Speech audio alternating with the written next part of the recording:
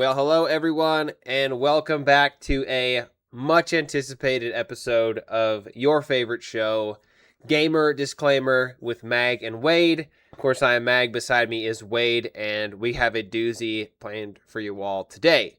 So, Wade, how we doing? What's up? I'm doing great, Meg. Just grand old time. Happy that we are recording an episode that will be released. People are going to see it. Yes, Also, been appreciating your TikTok and YouTube uploads. we're back. Nice, Yeah. nice to see. We're back, We're baby. back, baby. Yes. Yeah, been really busy this last 2 months. It's 2 months to the date since we recorded our last episode. But weekly was getting to be a little bit much just in terms of editing, but we are going to have a longer episode once a month, cover a lot of different stuff, and I think it'll be a lot of fun. So, Wade and I are still hanging out and chatting frequently.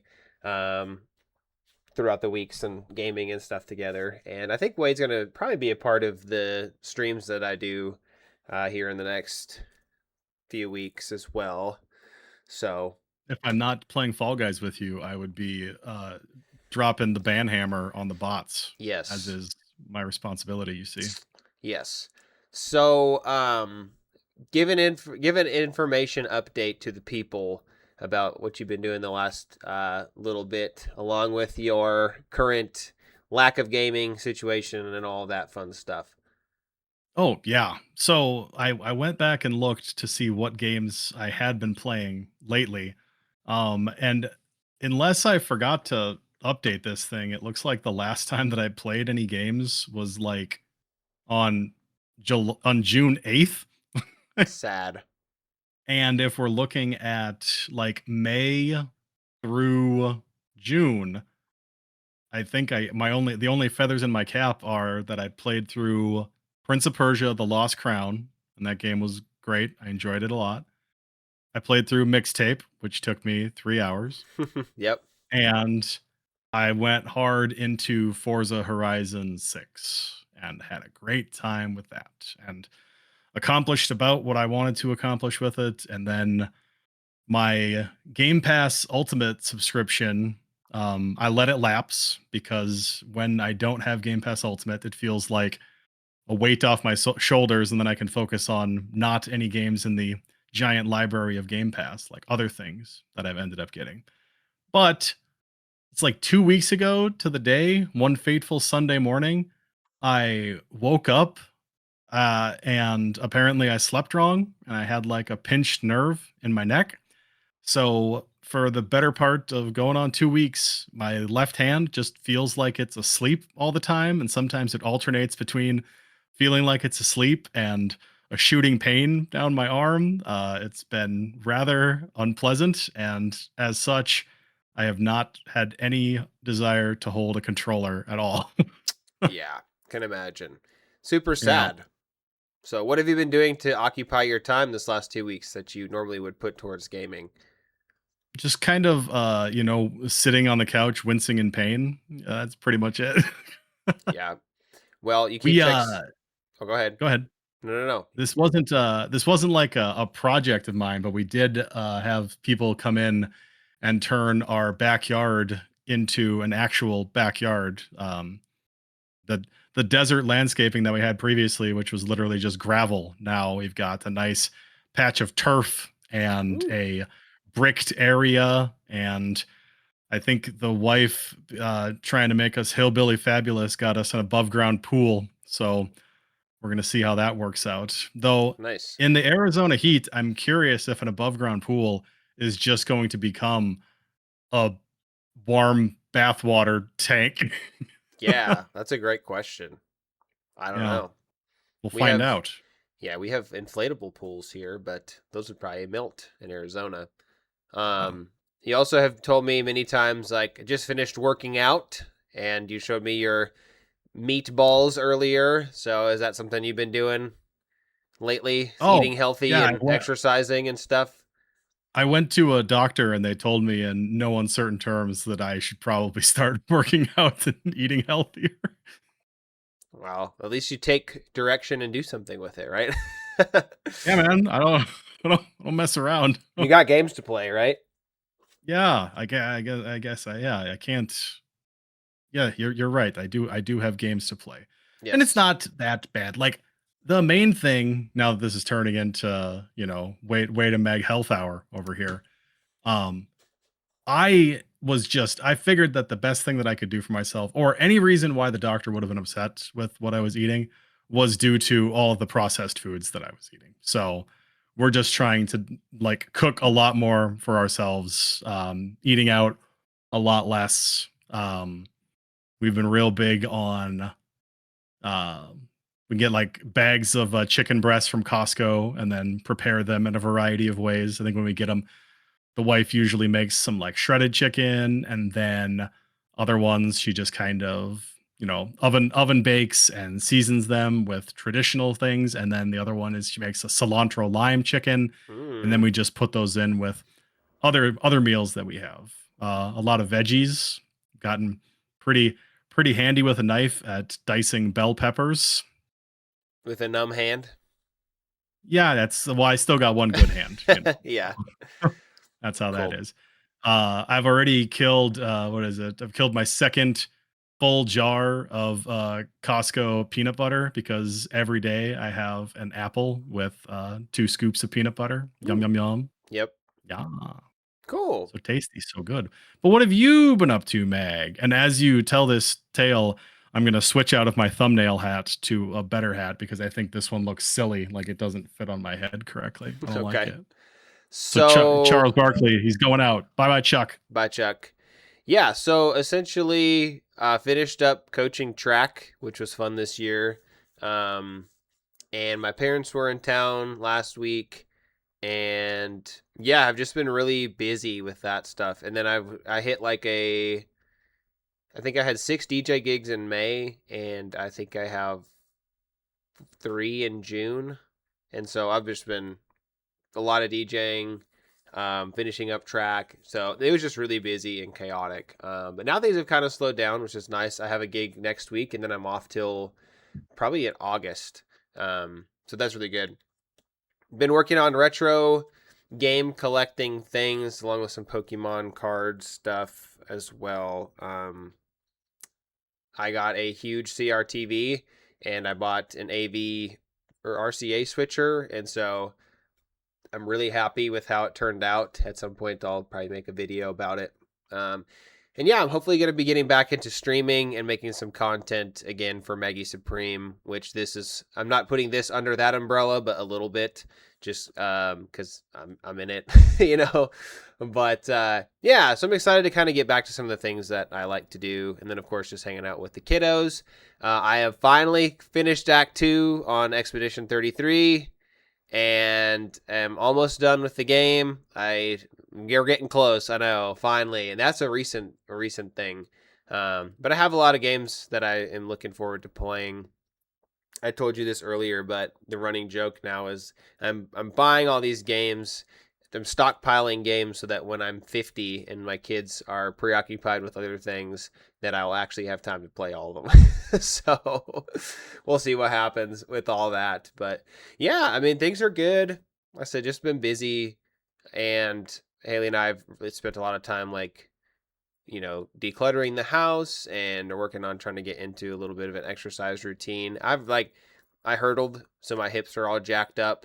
And so I did PT for a while. It was really good. And then I warmed up or didn't play basketball. I played basketball, didn't warm up, and I kind of threw everything out of whack again. So it's just like, it's pretty debilitating at times. But yeah, so everything's good. I've been playing League of Legends still, and I'm getting it back into Fall Guys for streaming, which will be fun. And we've been playing some Far Far West, so that's been an entertaining time.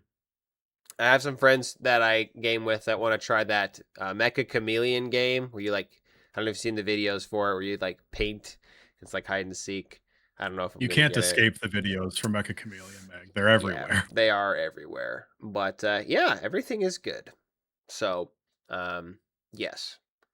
So, My pinched nerve in my arm did not stop me from hitting the Facebook Marketplace just highlighting a handful of things that I picked up. I got a like super cherry looking copy of Metal Gear Solid for the PlayStation 1. Okay. I don't typically collect PlayStation games, but that was one that was always interesting to me because it's an interesting piece of gaming history. Yep. You don't know anything about Metal Gear Solid, do you, Meg? Well, yeah. I mean, I know Oh, okay. it's Koji. What's his name? Kojima. Kojima, whatever it Yeah, is. Yeah, and he's the legend. he And is. He's the goat. Um, so in the game, you have the codec is what it's called, and you have to tune it like a radio to contact certain people. yep, And at one point in the game, it says to contact Meryl on the codec frequency on the back of the box.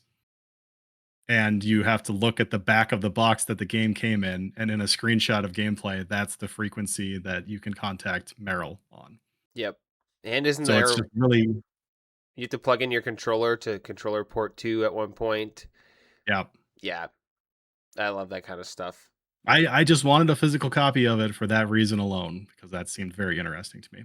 Yeah. I also picked up a copy of one of the more expensive Xbox 360 games out there. It's the Marvel Ultimate Alliance Gold Edition. Okay. I think the one I have is actually the special edition, but they're both the same in that they have 8 DLC characters that you literally cannot get any other way besides them being on that printing of the disc. That's So cool. very spendy. And I got a Steam Deck. Woo! Yeah, you did. You got a great deal on that thing. We don't talk about it. We got to lay low until the heat is off in You gotta, case you case gotta. that thing. I don't know. We I think we crunched the numbers, and they've recently Steam Decks recently took a significant jump in price. Yep. So the fact that this individual that sold it to me at the price that they did maybe made more sense when taking into account what they paid for it new Yeah, and not what you would have to pay for it new now. but they should also have factored in how much it went up in price and then adjusted their price. Not everybody's like you and me, Meg, where we monitor these kinds of things. This is true. Some people just want $200 cash and they want it right now. Well, and you made a new friend who is frequently reaching out to you multiple times a week to sell you stuff. Yeah, I guess if I haven't, I can do the 90-second version of that story very Yeah. quickly. This guy, who lives like he's literally a 5-minute drive from my house, Yep. very close. Most of these Facebook Marketplace deals involve me driving at least a half an hour. So he was selling a PlayStation 2 with no controllers and no games. And I'm like, that's fine. I'll pick it up.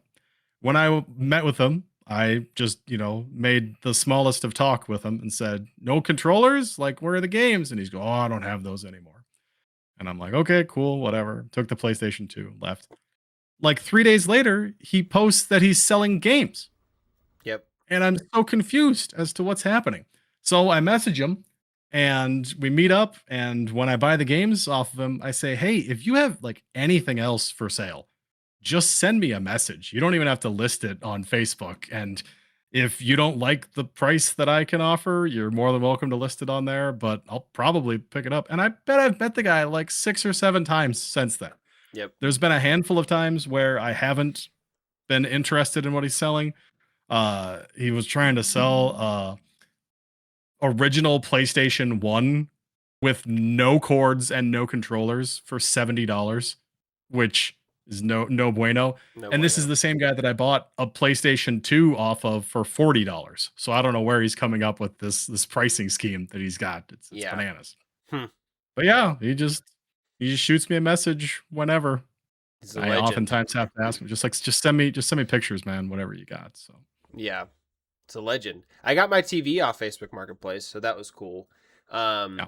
Not counting TurboGrafx, Sega Saturn, Sega CD, or 32X, which eventually I'm hoping to get those at some point. I am a PS3 away from having every basically mainline system from the Sega Master System on to the Switch 2. So I'm pretty excited about that. Like I have Master System, Genesis, Dreamcast. I have Xbox 360, one Series S. I don't have a Series X, but basically the same thing. And I have a PS1, I have a PlayStation 1, a PS2, no PS3, PS4, PS5, and yeah, and now I have the NES, SNES, GameCube, N64, Wii U, Switch 2. So I'm pretty stoked about that. I know that's not like a huge deal, but I'm like, that's really cool. And so once I am able to purchase the PS3, I will basically be able to purchase almost like any game and have a console to play it on. So I think that's kind of cool. But then I have in the background, right, these 3 games right here I can't even play. So whatever. But yeah, I was gonna You don't play. have a I you don't don't have have a what? Game Gear either, do you? I actually do. Yeah. So Oh. it doesn't work though. Well, I don't think it Oh. works. So one of my friends just like randomly texted me. Was like, "Hey man, you want this Game Gear? It's got corrosion on the terminals, but I don't know if it works or not. But you can have it." And I was like, "Yeah, sounds good." So I have it. So that's cool.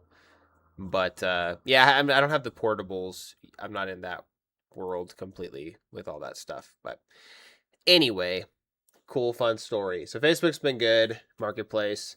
I'm going to hopefully buy 2 of the 6 Mega Man games tomorrow to work on that collection for the NES, since I now am a proud owner of an NES, thanks to my lovely coworker who surprised me today with that.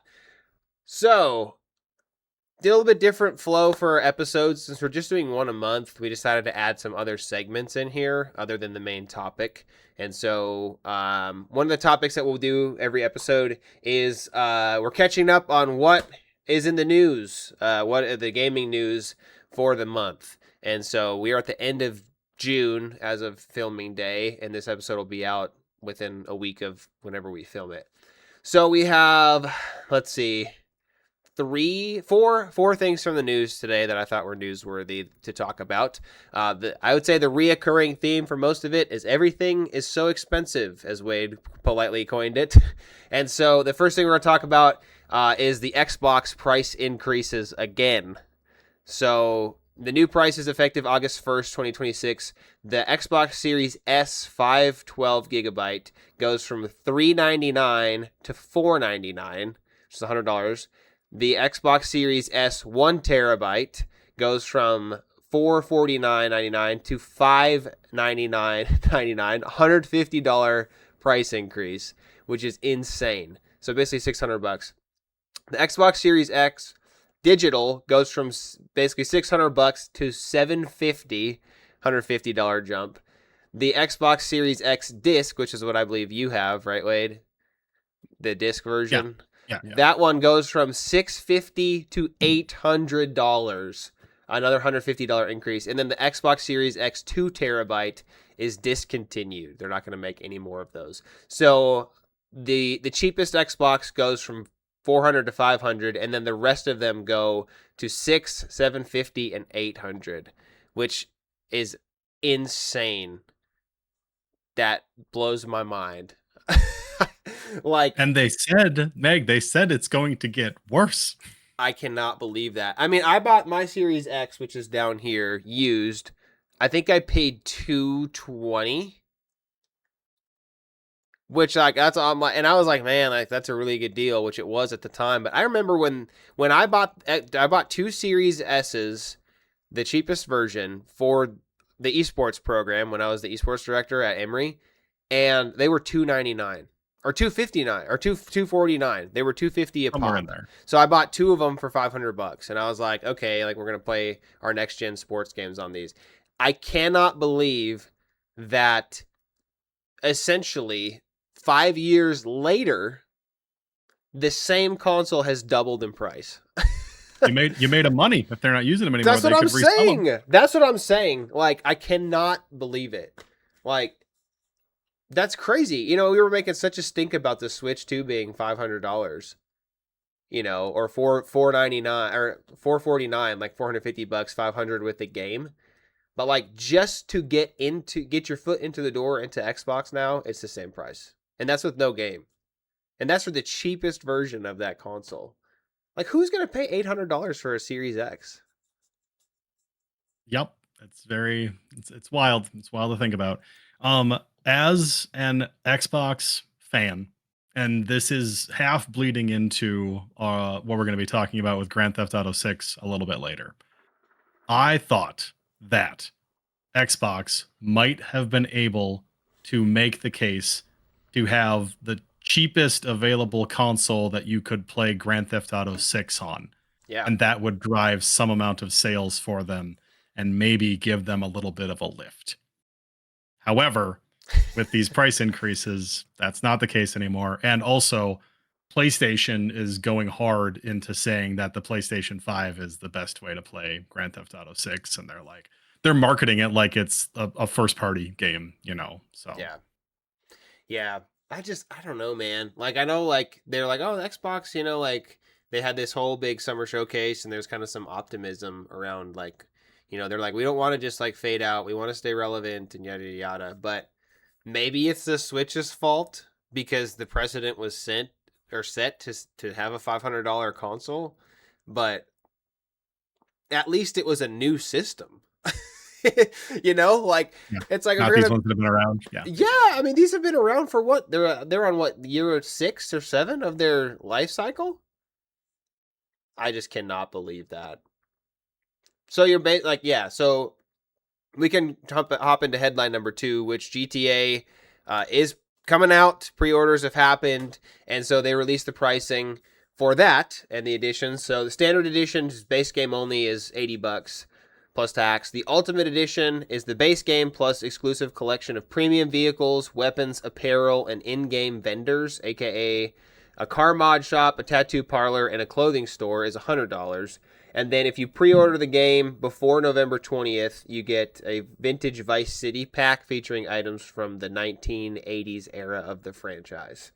So essentially, if you want to play it on Xbox and you don't own one, it's $580 before tax. If you want to play it on PlayStation, how much are PlayStations right now? Aren't they? I don't even know how much 400 PlayStation. Like do they still have the base PlayStations, or is it only the pros that you can get? Like what? I don't even know what's going on with I think you can get regular PS5s. Let's just check. Digital PS5 price. So your digital PS5s, Target digital PS5 with 2K, $500. As of 2026, standard PS5 costs $549.99. Digital edition is $500.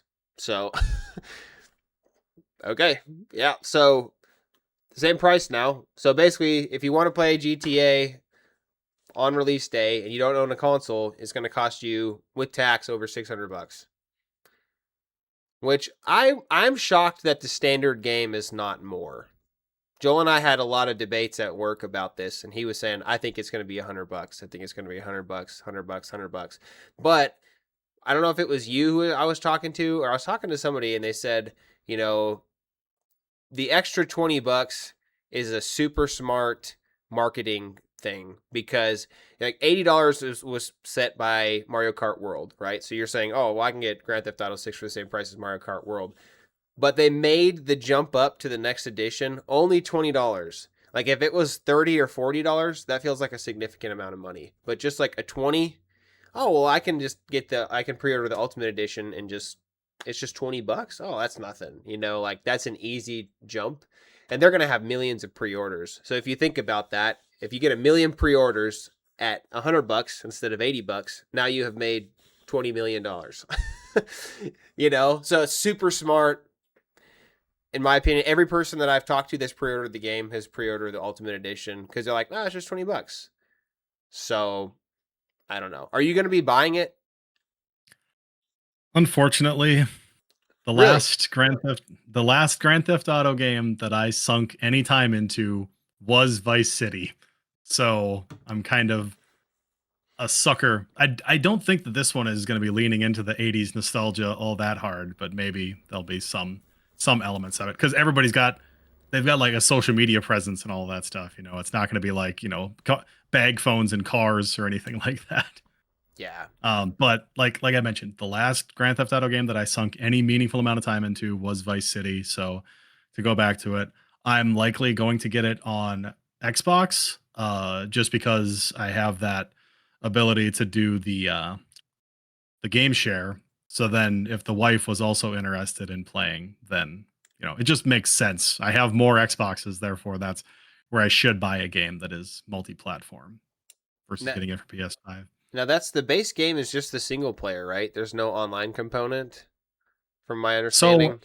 I'm hearing all kinds of rumblings, and I don't know why we all feel like we need to peer into the crystal ball about this, about when the Grand Theft Auto Online will launch. And people, it's definitely not going to be there when the base game comes out. It's Yep. just a question of when will it be there afterwards. And I think that Grand Theft Auto Online on Grand Theft Auto 5 came out shortly after release, and it was a mess.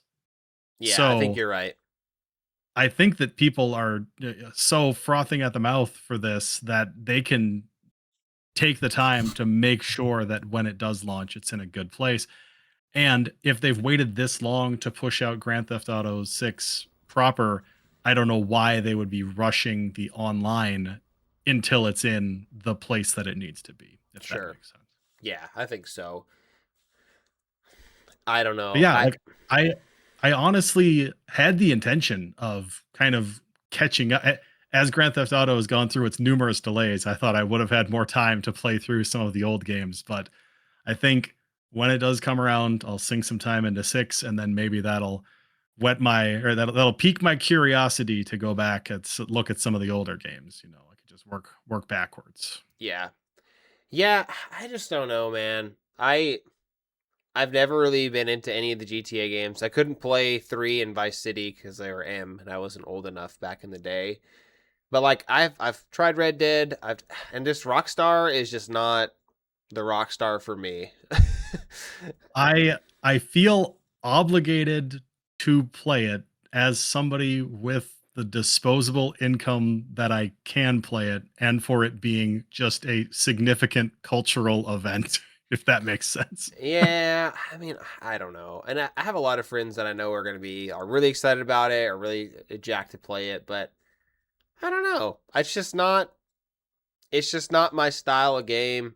It doesn't pique my interest other than like you said, it's like it's a cultural thing, but I played some of 4. I sunk some time into 5 online and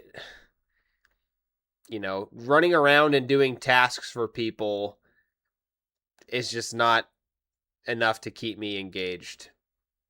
And Well, you don't have to run around and do tasks for people. You can do literally whatever you want. well, but if you want to have like better guns to get more stars for the police and stuff, like I don't know. It's just not. I mean, I think it's going to be a 10 out of 10. Obviously, like it's going to score well and great on Metacritic. It's going to be a cultural thing, but it's just not. It's just not something I'm interested in. Which Um, I guess I'm a bad gamer. no, yeah, I mean, I don't think that you are an interesting gamer in that in the current state in your life with 2 young children, I thought that you would be leaning more into these short gaming experiences, but you still need something that scratches that competitive itch. But to Yeah. go back to I had one thing to mention about like the history of breaking the $60 ceiling for video games. Hmm. For years, we were nickel and dimed with these, ultimate editions that were going to include the season pass that was going to have the complete game. Like, I remember when the Division came out, I went so hard and got the $100 version of the Division that was going to have all of the extra things that came with it. And boy, was that a waste of money. Um, and the brief history of these things where Mario Kart World got away with it. Shortly after that, everybody thought, well, the genie's out of the bottle, and Xbox tried to make people pay $80 for the Outer Worlds 2, and then they quickly had to scale that back because that wasn't the case. Yeah. Uh, I think I saw a TikTok where somebody had to say, "This is not Grand Theft Auto is not an annual franchise that Right. comes out every year, so it's if it's a premium product." You should not feel that bad for paying a premium price. Yeah, for sure. That's Like it's a fair. once in a, and we still have indie games in the other direction that will give you an amazing curated experience for $20, like Yeah. if that's what you're looking for. But yeah, that it was for the longest time, it was a question of if they could get away with it. And the answer was always yes, they could get away with it, but will they do it? And they did it. So Yeah. Yeah. Well, we'll see how it goes. Topic 3 of the news, gaming news. As of tomorrow of recording, there is a new most expensive video game console on the market, which is the Steam console, which will be releasing tomorrow, June 30th. And so the pricing in the models, there's a 512 gigabyte is $1,049. If you get a controller with it, it is $1,128. If you get the 2 terabyte version for memory, it's $1,349, and a 2 terabyte plus controller is $1,428. And so, kind of a statement that I think was worth sharing. It says Valve emphasizes that the Steam Machine, I guess it's called, is not a traditional console, but a compact PC designed for living room gaming with the Steam OS. So essentially, it's just a miniature computer that you can hook up to your TV, and it gives you a dashboard. But in essence, it is more of a computer than a console. But like, to me, I'm like, why wouldn't you just buy a Steam Deck and get a dock? It's basically the same, the same thing, other than the specs are not as good. But who is gonna pay this money once again? Who's gonna buy a $1,300 console, a $1,400 console to get a controller? Like, if you're gonna spend $1,400, just buy a computer, like a PC with a mouse and keyboard. I mean, I don't know. I think it's highway robbery. I mean, it's it not. Okay. I this would. doesn't I make do. any sense. I don't think that it was their intention. Whether or not this is actually okay. I do believe that this is just the cost of hardware right now. I worry greatly that much like with the price of groceries and everything else, that once it goes up, it's never coming back down. So Yeah, I again, I don't think that Steam ever was trying to put a cheap portable PC onto the market. It was always going to cost what it cost. In a different world, I think it would be cheaper because the materials for it would have been cheaper, but it is what it is. Uh to recap, I'm not going to be buying a new Xbox because they're stupid expensive. If they were still making that 2 terabyte version, it probably would cost as much as the Steam machine. I am actually. planning on getting Grand Theft Auto 6, and I have no desire to get a Steam machine. So I didn't even want the Steam Deck that badly. I'd just been kicking it around as, well, it might be fun to have a Steam Deck. And then the price was right for the one that I lucked into. So yeah, for sure. I don't think anyone's buying this personally. We'll just leave it at that. Was it you I was talking to about GTA 6? About how there's digital only on the release and the potential reasoning for doing that? it's just to curb it leaking early. Yeah, that's what I was Yeah, thinking. Do you that's think all. at some That's point all. they'll have a physical release of it? I don't know why they would, because you're gonna get every, I don't know, maybe they looked at how many copies of Grand Theft Auto 5 GameStop has sold in the past 10 years, and they said, well, if we make it exclusively digital, then all of that money gets to come to us. Yeah, we don't need to get into a whole discussion about it, but I really don't like it that it's only digital. uh I don't like that. even physical games these days, Mag, are not as much all on the disc as you might think that they Well, sure, but like it goes back so to the episode. all that disc is a license for you to get the digital version of the game. Well, but I mean, I don't know. We already had that discussion about, do you actually own the game or do you own a lease basically of on the game? But the non physical I don't like it. But yeah, I think maybe to avoid leaks and people trying to like break into trucks a day early and sell the game for. But I don't like that. I don't know. Yeah, Maybe no, I'm in my feels about physical media because I'm collecting old games, but I don't like I don't it. know if we discussed this, Meg, but I think that there are a lot of resources on the internet that will explain they'll catalog and document the games that when you get a physical version of them, you can play the entire game without ever needing to connect to the internet or any of the servers or anything like that. Recent examples were like Resident Evil 9 and Pragmata. Hmm. Both, you just put the disc in, you can play the whole dang game. You don't need a day one patch. You don't need any of this nonsense. That's good. That's how it should be.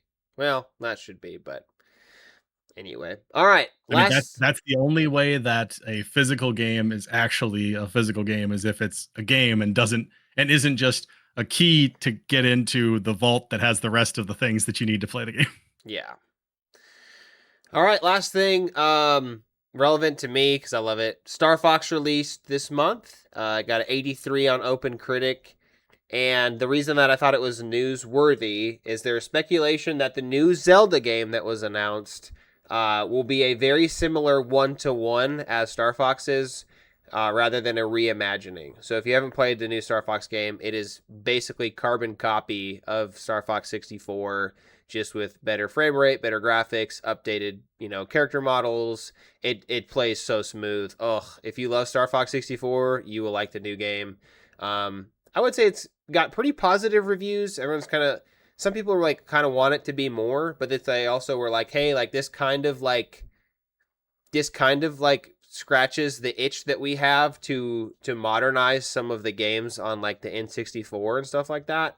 And so the reason I thought it was worth discussing is, like I said, with Ocarina of Time being announced for later this year, people are now wondering if Nintendo is basically just going to like one-to-one copy Ocarina of Time to give a new gen experience of the game to the new generation with a fresh coat of paint and more polish, or if they're actually going to go in and change any of the stuff. Because in Star Fox, they didn't change anything. So, what are your thoughts on that? I think that it's great that people who love Star Fox are able to just get back into it with the fresh coat of paint that it has on it. And like you mentioned, people seem to really be enjoying it. I haven't picked it up yet, but I bet they would have fun with it. Um, with Zelda, as far as it being a one-to-one remake, we just haven't had a Star Fox game in forever. So they remade the last one that was good. We haven't had a bad Zelda game for some time. So making people step back into the style of game that Ocarina of Time is, for the people that love Breath of the Wild and Tears of the Kingdom, like, if you went back and played Ocarina of Time and it had a fresh coat of paint on it, you would be so annoyed that you couldn't climb everything. Okay. So it really does pose an interesting challenge that they have in front of them to figure out what it is that they need to do to make this work. I'm gonna get it regardless. And Yeah.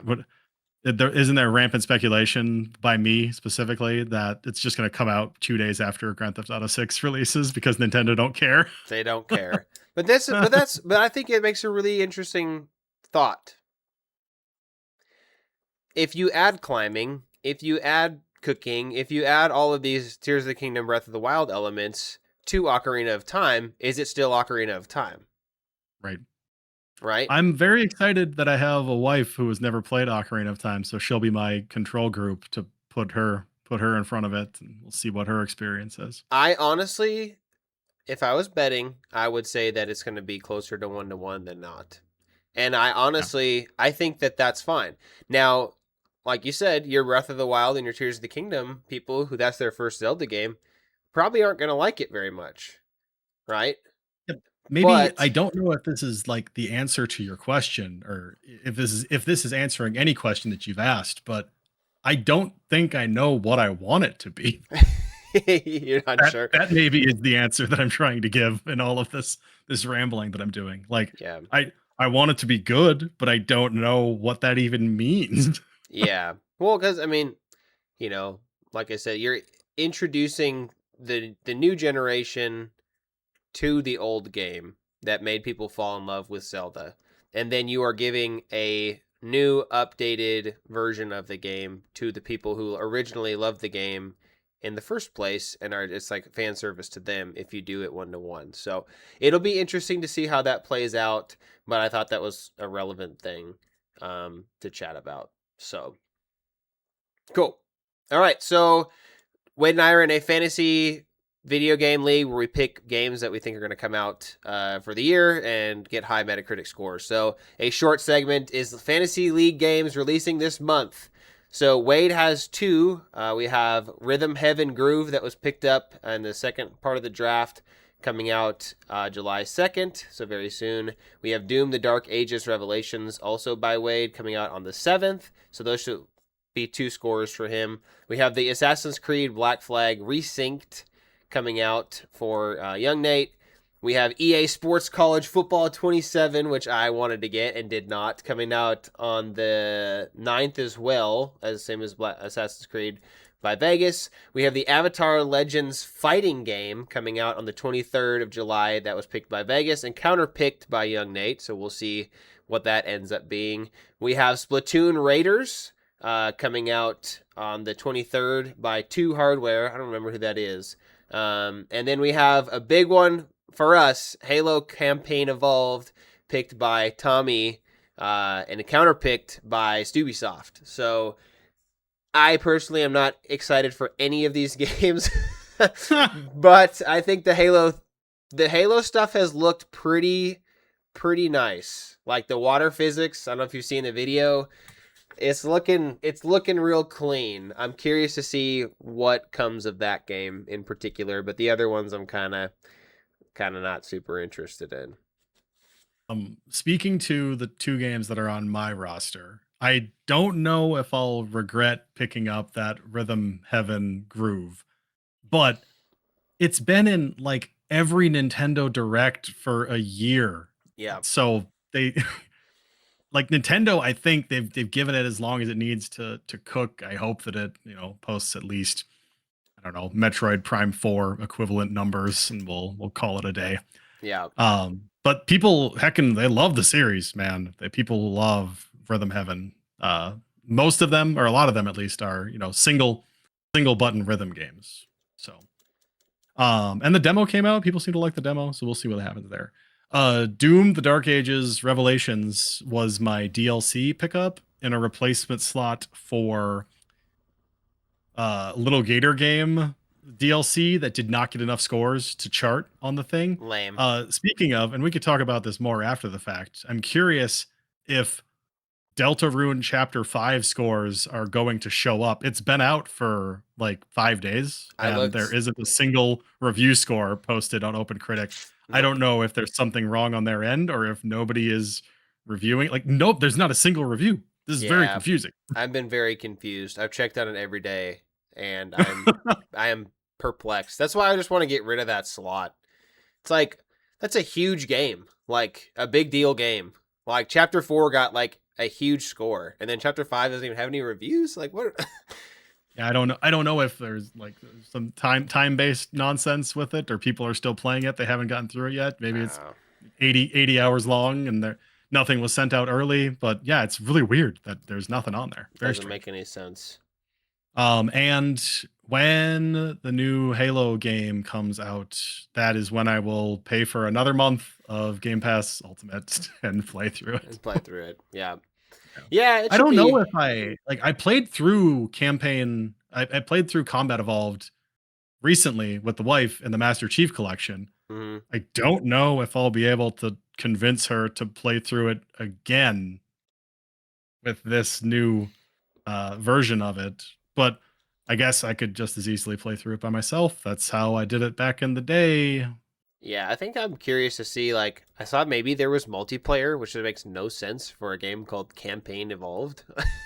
There's So, yeah, it's campaign multiplayer. Like you can have multiple people. well, Like but I'm I saying think that, you might be four player actually, which is well, very but I'm strange. saying like if there's any like matchmaking, like that would just, I don't know. I mean, if there might be campaign matchmaking, but there's not any like uh you Team know Slayer.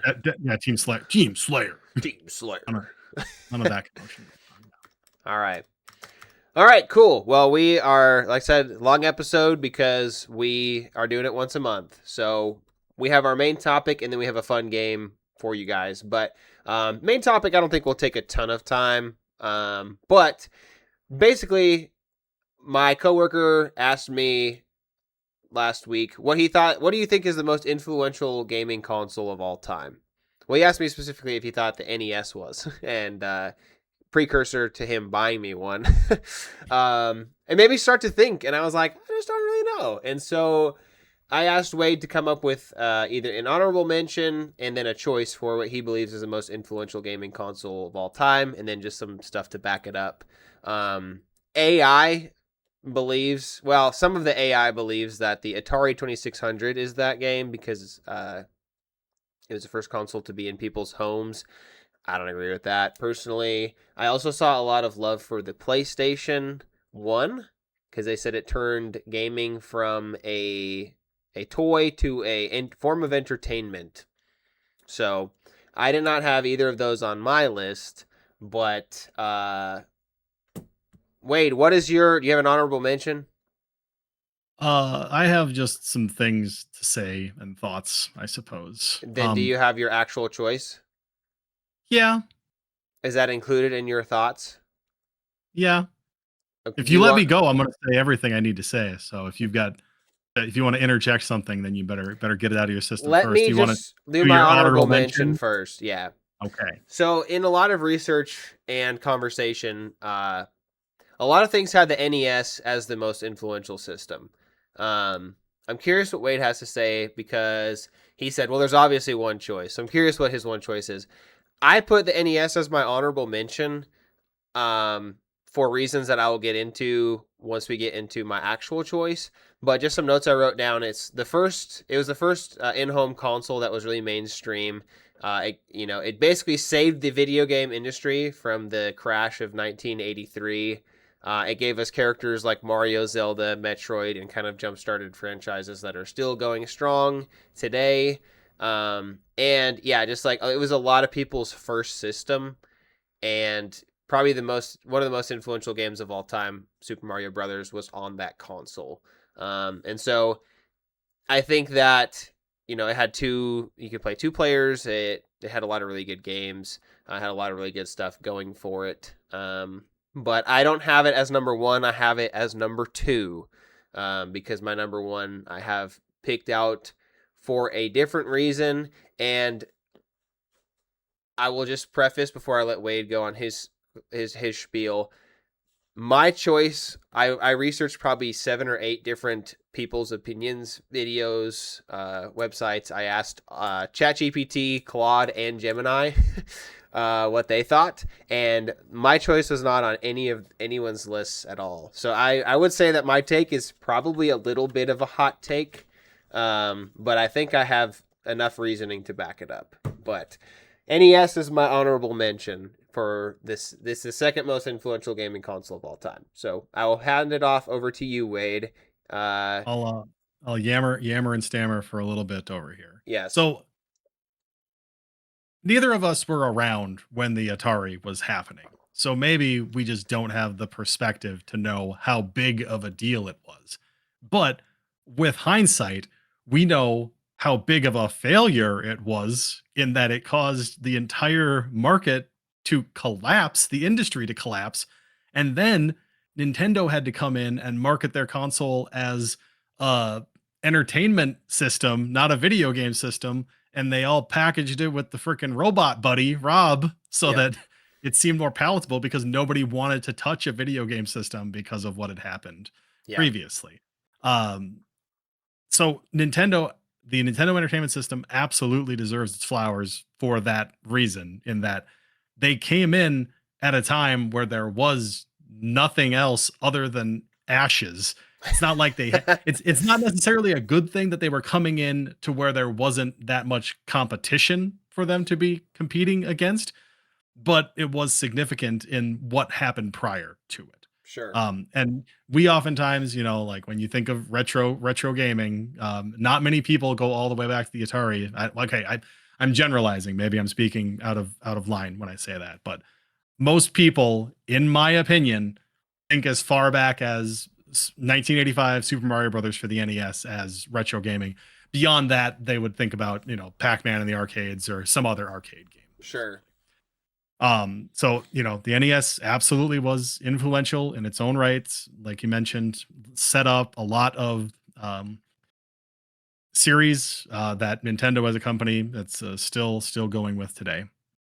I also have to give a tip of the cap to the Xbox 360 for, in my opinion, not being factually not the first home console that did online play, but in my opinion, the first one that did it right and easy, and it was just seamless the way that it all worked. Hand in hand with that online play was the downloadable games with the arcade games, the Xbox Live Arcade.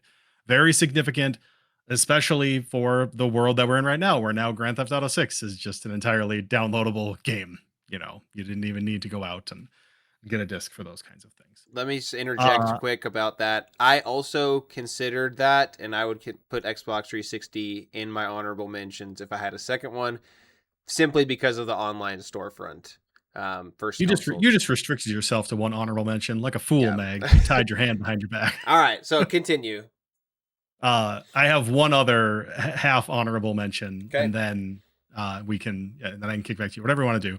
I also have to give it up for the Nintendo Wii, because it made gaming oh so accessible to everybody under the sun. I consider the Wii to be anybody that was a gamer's second console, like of that generation. You either had a 360 or a PS3 and also a Wii. Yeah. Or there were numerous households that only had a Wii. Correct. Yep. Because they didn't feel it necessary to have those things. I don't know of many, and I feel like a lot of these Wiis that went out the door, they sold with Wii Sports, and I don't know if they ever bought any other really significant games that came with it, because they were just happy with what they had at that point in time. This is the only game that I need, right? Yep, for sure. It's wild. Yeah. But my other game, if influential is the pivotal word, my number one pick is, in my mind, the most influential for the install base that it had and how it got into so many people's homes, and maybe in a different way than the Wii, opened up non-gaming households to gaming. Okay. And you want me to say what it is, Meg? I do. I'm curious. I would say that the most influential gaming console is the PlayStation 2. Okay. I might be a little short-sighted in this, but when I think about the number of people that owned a PlayStation 2 simply because it played DVDs and it was like the cheapest DVD player that you could get your hands on at the time. For sure. So now this is in your house. It replaces your VCR, and it also plays video games.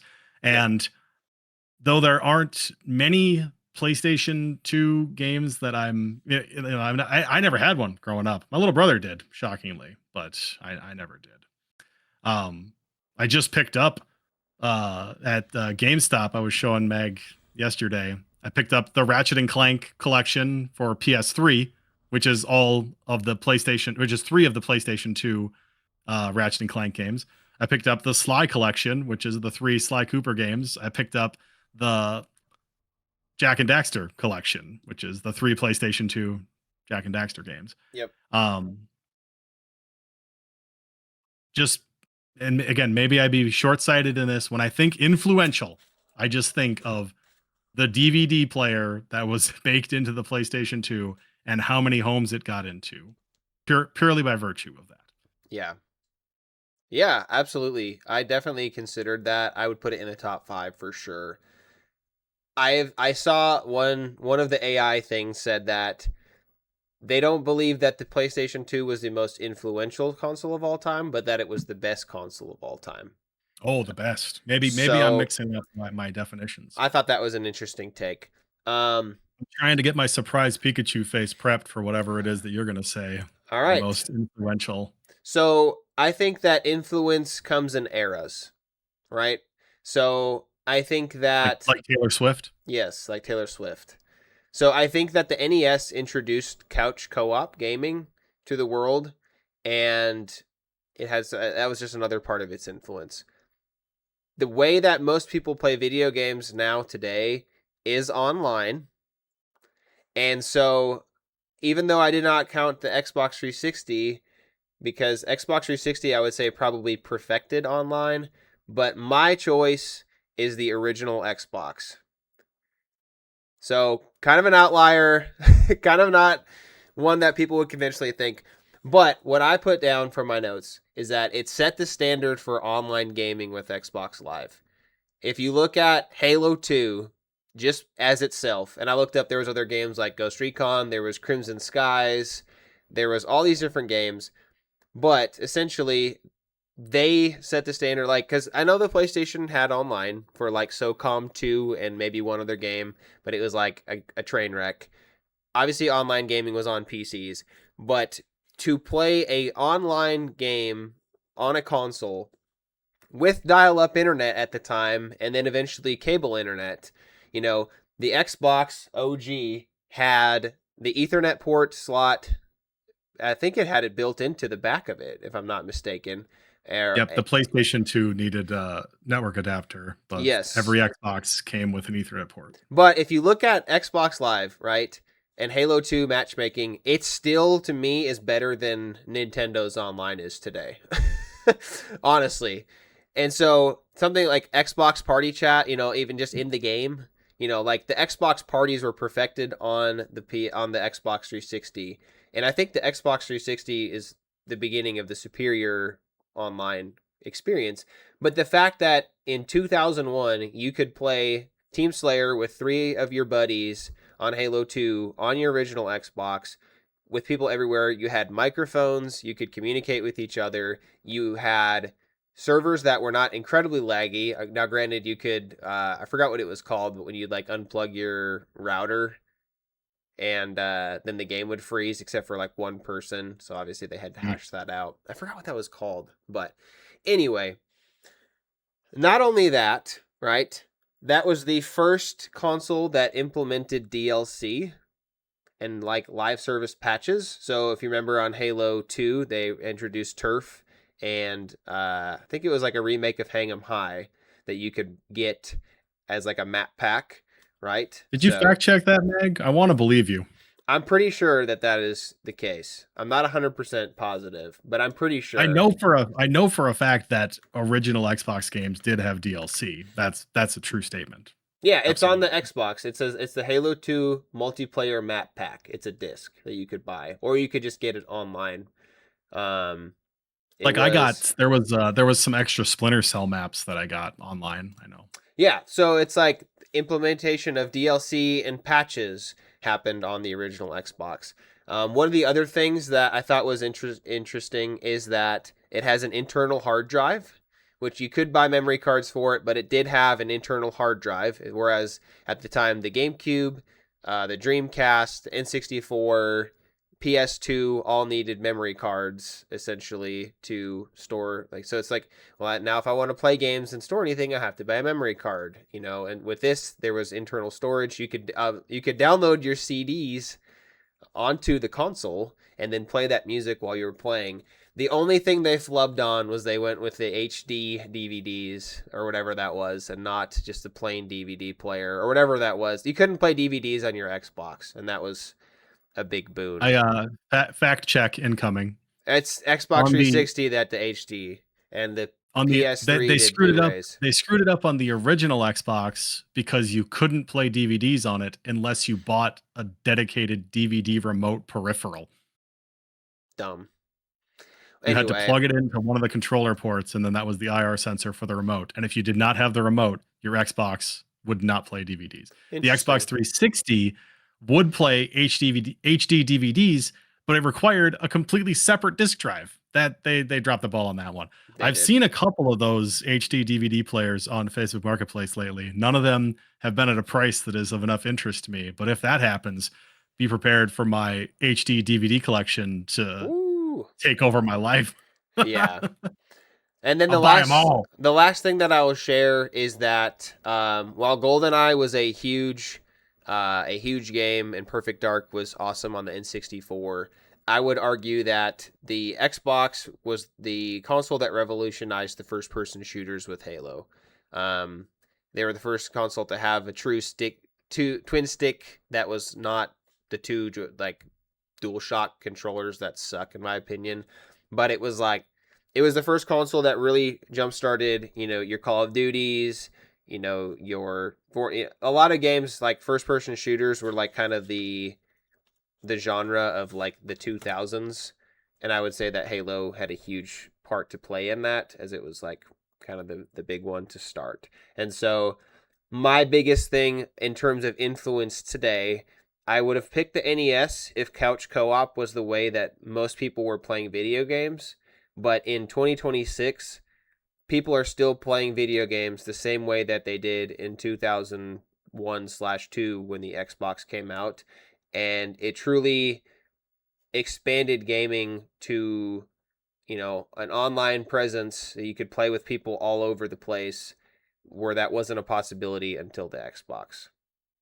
So I'm not gonna pick apart your argument, Meg. I think that it's extremely interesting that you decided to fight against all of the machines and the AI that were giving you not this answer and decide to blaze your own trail with the original Xbox.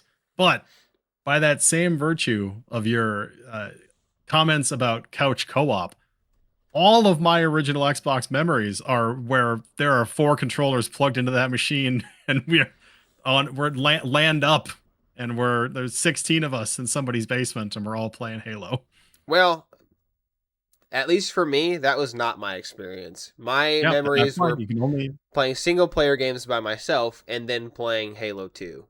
And maybe I am blinded by nostalgia, but I do think that the fact that they were able to create Xbox Live with the technology they had and it worked as efficiently as it did was pretty insane. You put far more thought into this than I did with my PlayStation 2 equals is DVD player. So wow, good for you, bud. What else? Let's play our golf game, and then we'll call it, huh? Yes. All right. So I'm gonna get my scorecard here. So we have how this works. Shout out Co-op 64 guys. We are playing Metacritic Golf. So basically, I'm gonna give Wade games. He's gonna give me games, and we have to guess what the Metacritic score is, and then however far off we are from that number counts as strokes, and whoever has the most strokes loses. So whoever has the least strokes wins. So we will go one game at a time. We'll go back and forth. Unless you want to just do all 5 of yours and all 5 of mine. I think it might be easier to do all 5. Okay. And then we can see. Do you want to go first, or do you want me to go first? I will go first. Okay. All right. It's game number 1. Or you want me to tell you game first, or you want to tell me game first? Okay. So my first game for you is Splinter Cell. The first Splinter Cell. OG. Which I don't have it over here. So what is the Metacritic score on the Xbox specifically for Splinter Cell? Is this going to just be me saying 86 for all of the games that you have? Because that's the safest bet. Maybe. Is that your guess? That's my guess. All right, so 86 is the guess. The correct answer is 93. Whoa! Yeah. So that is six off. I was going off of the fact that I remembered that Chaos Theory, I think it was. No, Yeah. Okay. That was Pandora Tomorrow and then Chaos Theory. On the box, it talked about how it was like the highest rated Xbox game ever by Original Xbox Magazine or something. And I thought they gave it like a 97. I thought that it had a bit more humble beginnings than already. Splinter Cell, 93. I mean, that's Wild. like Claire Obscure scores. So I think they've gotten a Yeah. little bit harsher on their critiques. But all right, so you're 6 off on that one, or 7 Okay. off. 7 off because you were at Yeah. 86 and you said, and it was 90 and 93. So, all right, cool. All right. Yeah, So let's do then all of these and then you'll know how I did on the course, so then you know how good you have to do. game number 2 is Fall Guys. New Fall Guys? game will be streaming soon. Fall Guys.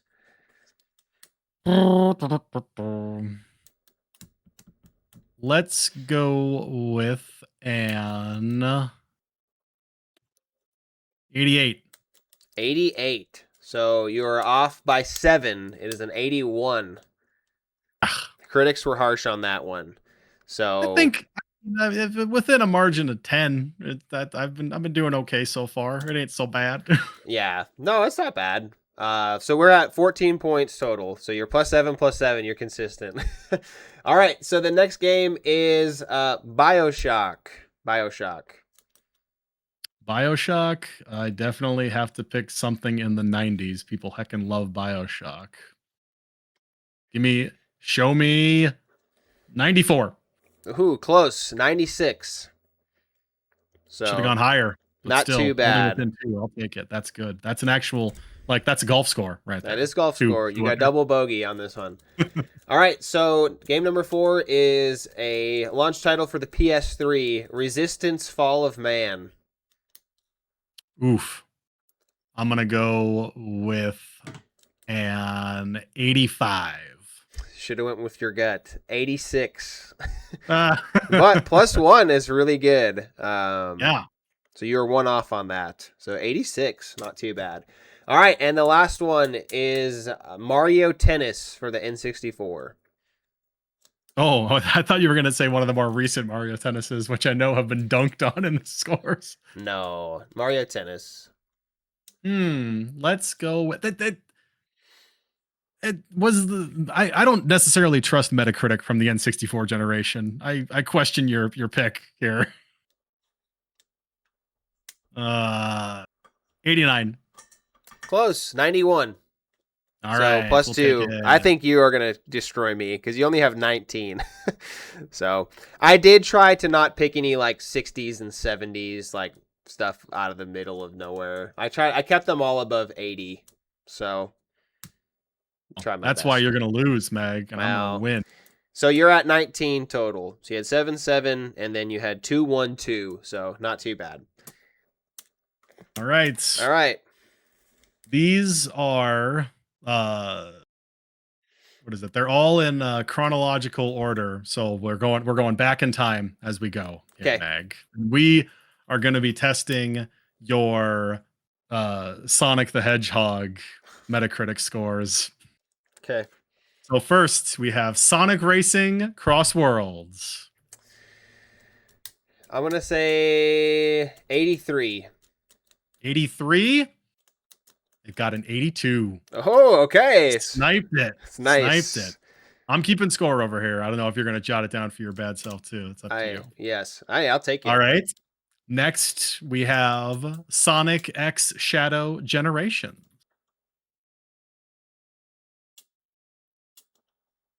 Sonic X Shadow Generation. I think that was like, I don't want to guess too high.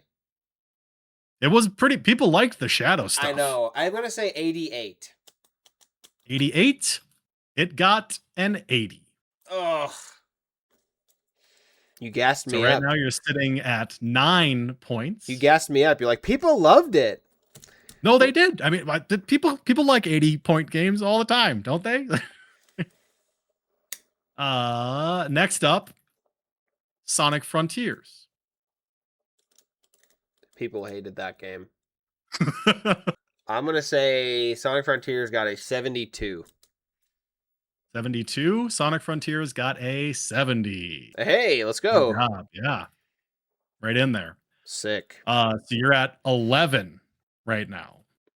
And what was I at? 19 or something? Yep. Okay, let's see what happens with Sonic Mania. Oh, that actually got good scores. I'm gonna say 87. Should have went with your gut. Is it 86. 86? Dang it! I was gonna say 86. Oh. So All now after 4, you are 12 points off. Okay. But now this is where you lose because the last one that I have, I'll be very impressed if you come close to this correct score, Mag. All right. Okay. It's Sonic Boom Rise of Lyric Oh boy. for the Wii U. I think it was the second one for the Wii U, right? 27. 27? Yep. It is a 32. Okay. Plus So 5. in total, you're off by 17, and I was off by 19. Hey! So you did it. Wow. I can't believe it. That's fantastic. Yeah. Wow. So you had the second game, what I said 88 and it was 80, right? 80.